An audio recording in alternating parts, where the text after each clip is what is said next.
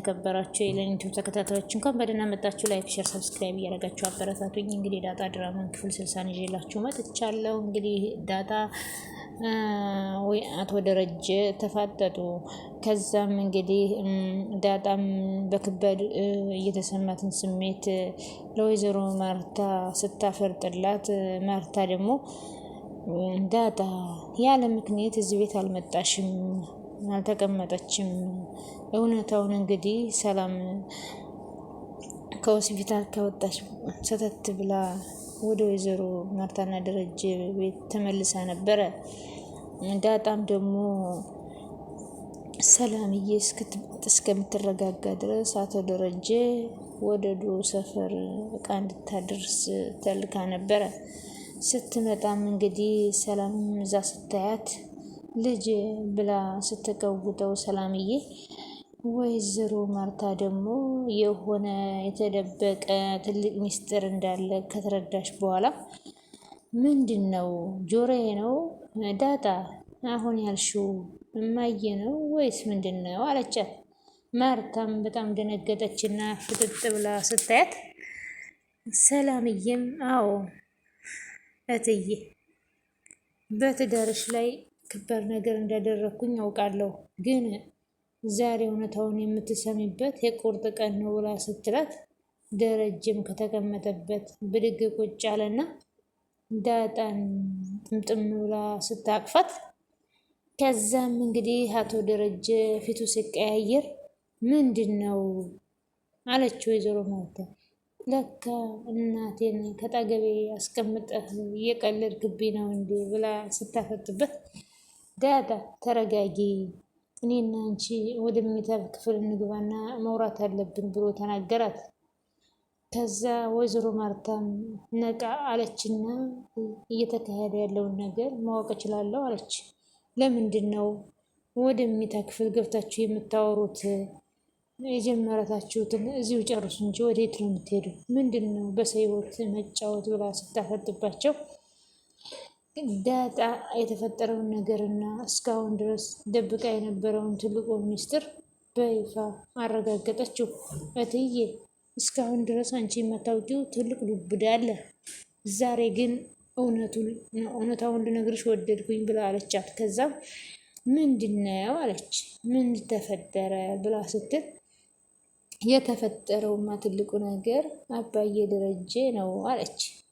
እናቴ ደግሞ ይኸው ሰላም ናት አለች።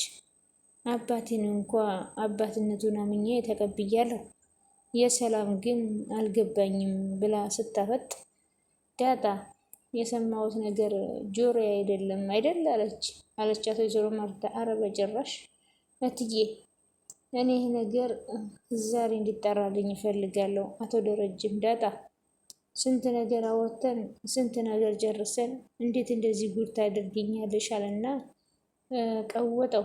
ሰላም ሰላም! ውድ የተከበራችሁ የተወደዳችሁ የሄለኒቱ ተከታታዮች፣ እጅግ በጣም ተወዳጅና በጉጉት ስንጠብቅ የነበረውን የዳጣን ድራማ እንግዲህ እንደቀጠለ ይገኛል። ቻናሉን ላይክ፣ ሰብስክራይብ እያደረጋችሁ ስለምትከተሉኝ ከልብ አመሰግናለሁ። እንግዲህ ዳጣ ሰላምዬን እና ዳጣ እንግዲህ በጣም ተቃቅፈው ሲለቃቀሱ፣ እንዴ ሰላም የተፈጠረ ነገር አለ እንዴ? ቆይ ምን ሆነሽ ነው? አንቺ እኮ ሆስፒታል በመግባትሽ እኔም ደግሞ በጣም ክፍቶኛ ነው። ግን ደረጀ የሁሉ ያንተ ስራ ነው። ቢያንስ እሷን እጄ ሆስፒታል ማየት ነበረብኝ ብላ ስትል አፈጠጠና አያት። ማርትዬ እስኪ ወደ መኝታ ቤት ክፍል ገቢ፣ ለሰላም ለሚበላ ነገር ሰራሪላት ተነሽ ብሏት ልክ እንደዛ ብሎ ሲል፣ የዳጣን ሁኔታ ስታየው አብዬን ያለችው ነገር ልክና ትክክል እየሆነ ቢሆንም አረጋገጠች። እንግዲህ ወይዘሮ ማርታ ለኬ ልጄ ሰላም አብዬ ስትል የነበረው እኔ ነኝ እንጂ አላምናት ያልኩት፣ እሷ ለኬ ትክክል ነበረች፣ ስትጠራጠር ነበረ። እኔ ግን አልተቀበልኳትም ነበር ልጄን። አሁን ግን ትክክል እንደሆነች ተረዳሁኛል። ወይዘሮ ማርታ እጅግ በጣም ልቧ ስለተሰበረ፣ ደረጀ አንተ በጣም ከባድና አደገኛ ሰው ነህ። እንዴት ይህን ነገር ልታደርግ ትችላለህ? እንዴት አስጨከነ? ይህን ያክል ጊዜ ልጄ አንተ ጋር አብራ ሆና ውስጤ በሰዓቱ ዳጣን ሳያት ልቤ ስንጥቅ ቢልም ይገርማል። በጣም ያሳዝናል። እኔ በጉጉ ስጠብቅ የነበረችው ልጄን እሷ መሆኗን ባውቅ እስካሁን ድረስ አስከፍቻትስ ቢሆን አስቆጥቻትስ ቢሆን እያለች ነው ሰላም። እንግዲህ ለአቶ ደረጀ እኔ ልጄ መሆኗን እስከዛሬ ነግረሄ ቢሆን እኔ እስካሁን ድረስስ አብሬያት እየኖርሁኝ እያለ ዳጣዬን አስከፍቻት ቢሆንስ? ግን እኔ አላስከፋዋትም። ለኬ ልጄ ከበጣ ገቤ ቁጭ ብላ ነው ብላ ሰላምም እንግዲህ አቶ ደረጀን መናገር ጀመረች። ከዛም እንግዲህ ባለማወቄ ምን አይነት ጭካኔ ነው? ምን አይነት አረመኔነት ነው? ጋሽ ይህን ያህል እኔ ላንተ ክፉ ነኝ እንዴ? ትዳርህን ለመጠበቅ ልጄ እየናፈቀችኝ ይህን ያክል ጊዜ አምጣ ሳልልህ ዝም ያልኩት እኮ ሳልፈልጋትና ሳልወዳት ቀርቼ ነው እንዴ? ብላ እውነቱን ስነግረው ተይ ሰላም፣ ኃጢአቴን አታብዥው። አንዳንድ ጊዜ አንቺንና እሷን በፈገግታ ሳያችሁ ወይኔ እናትና ልጅ መሆናችሁን የሚያውቁበት ጊዜ መቼ ነው እያልኩኝ ራሴን ጠይቃለሁኝ። ግን እውነቱን ስነግርሽ ዳጣ የአንቺ ልጅ በመሆኗ የኔ ልጅ በመሆኗ በጣም ደስ ብሎኛል። እሷ ፈልጋን መጣች እኛ ሳንፈልጋት እያለ እንግዲህ በለቅሶ የታጀበ የሆዱን በሆዱ ዘርግፎ ሲነግራት ለሰላም በጣም በጣም ተገረመችና በቃ ያለኝ ካሁን በኋላ መታገስ ነው፣ ነገሮችን በትዕግስት ለማለፍ መሞከር አለብኝ ብላ ራሷ ወሰነች ማለት ነው። እንግዲህ ሰላምዬ ልጇን ካገኘች ሌላ ደግሞ ቀስ ብዬ ይሆናል ብላ ዋናው ልጅን ከበፊቴ ማግኘቴ ነው ብላ እንግዲህ ሰላም በጣም ተደስታለች። እንዲሁም ዳጣም እናቷን በመገኘቷ በጣም ከዛ እንግዲህ እናቷን ስላገኘች ውስጧ የሆነ ቢነግራትም እሷ ትሆናለች አጠገቤ ያለችው። እንግዲህ ዳጣም ከበጣገቤ እናቴ ትኖራለች። አሁን እንደው ያው ወይዘሮ ማርታንም አንቺ እናቴ ነሽ እንዴ በማለት ከዚህ በፊት ወይዘሮ ማርታን እቅፍ አድርጋ በማልቀስ ወይዘሮ ማርታም በመገረም ዳጣ እኮ እንደዚህ ያለችኝ እያሉ ለአቶ ደረጀ ሲያወሩ ነበረ እንጂ ሰላም እናቴ ናት ብላ በጭራሽ አስባ አታውቅም። ግን ሰላም ታሳዝነኛለች ትል ነበር። አሁን ግን እናቷን ሰላም መሆኗን ስታውቅ በጣም ነው ደስ ያላት። ለምን ሰላምና ውሃ ማነው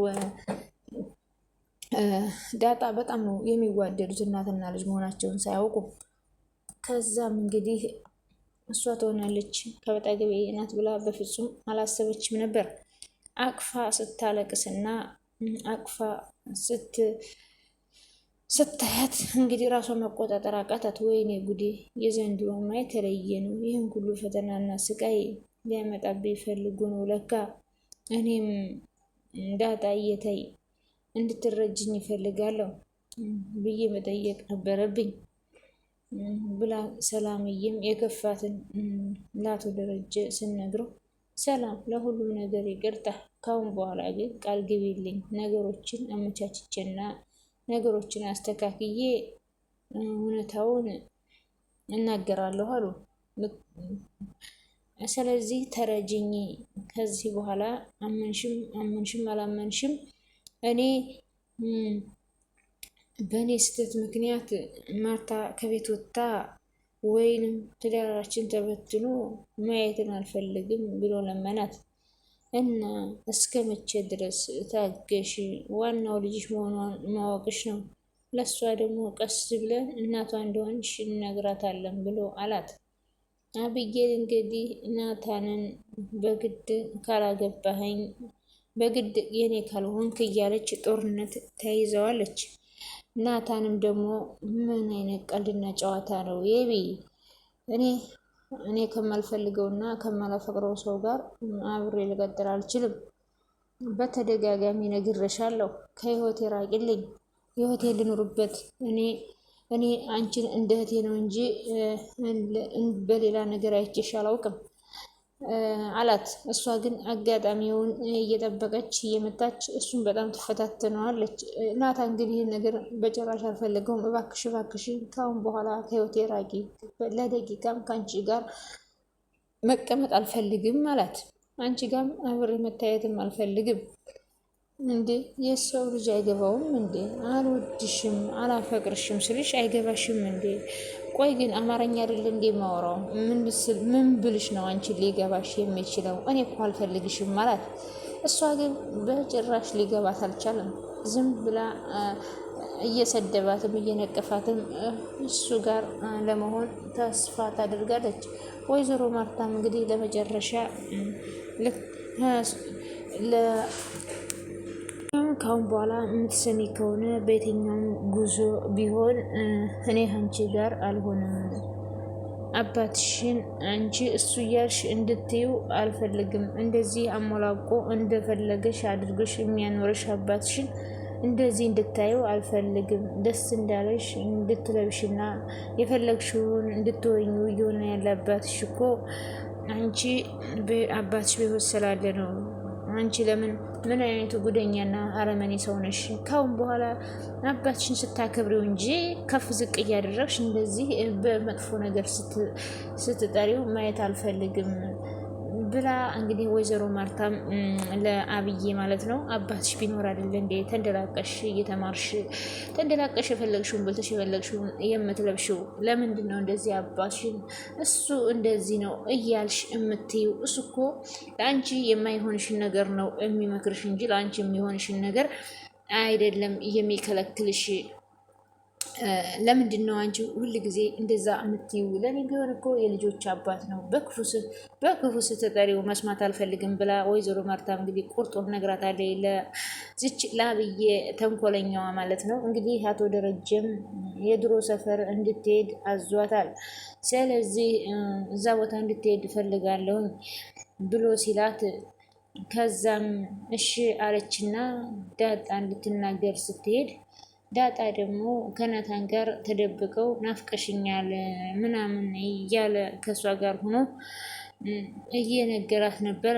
እሷም ደግሞ ናፈኩህ እንዴ ትቀልዳለህ አይደል? በላውን ስተት ብለህ ወደዛ ዘወር በለ። አብዬል እኮ እህቴ ናት። አሁን እኔ እህት መሆኗን አውቃለሁ። እሷ ግን ሳታውቅ ይህን ያክል ጊዜ በናፍቆት የተቃጠለች ትገኛለች።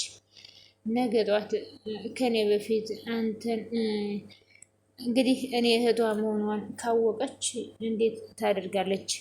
ለማንኛውም ከባድ ችግር የሚመጣ ይመስለኛል ናታን፣ በጣም ፈርቻለሁ እያለች አለችው። ምንም አይፈጠርም። እኔ እኮ አብጌልን አንድ ቀን ወድሻለሁ አፈቅርሻለሁ ብያትም አላውቅም። ራሷ ናት እንግዲህ በጭራሽ ለእኔ ልትሆን አትችልም ብሏታን እንግዲህ ለዳጣን ማለት ነው። ዳጣ ደግሞ እሷ እህቴ ናት፣ እሷ ጋር ሆነህ እኔ ጋር መሆን አትችልም ብላው ነው። እሱ ደግሞ እኔን ዳጣን ማነው አብይን እንደ እህቴ እንጂ እንደ ፍቅረኛ ይቻት አላውቅም፣ እሷ ብቻ ናት የምትወደኝ ብሎ አላት ማለት ነው። ለማንኛውም ላይክ፣ ሼር፣ ሰብስክራይብ እያደርጋቸው አበረታቱኝ። ስለነበረን ቆይታ ከልብ አመሰግናለሁ።